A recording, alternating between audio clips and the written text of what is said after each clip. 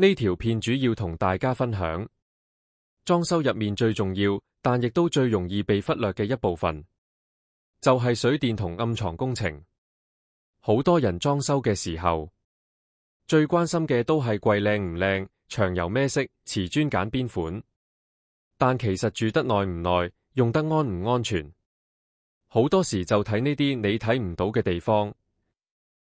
呢度你見到嘅係來去水喉、電線喉同暗藏水箱嘅安裝過程。每一條喉、每一條線都唔係隨便走，而係事前量好尺寸、畫好位，再按現場實際情況慢慢調整。好多人會問，點解要咁整齊？點解唔可以就位就算？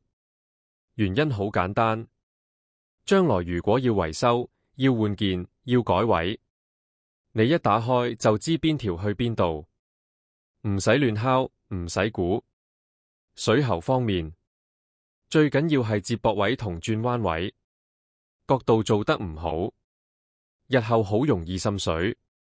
一滲水就唔係小事，可能成幅牆、成個地台都要拆過。至於電線喉，分線一定要清楚，強弱電要分開，轉彎位唔可以太急，咁先唔會影響電線壽命，亦都方便日後抽線同維修。呢啲工序做嘅時候可能慢啲，亦都唔係即刻睇到效果，但住落去幾年、10年，你就會知做得啱有幾重要。裝修唔係追求快，而係追求穩陣、耐用。我哋一向都相信一句說話，裝修做得好，係唔需要日日諗住佢。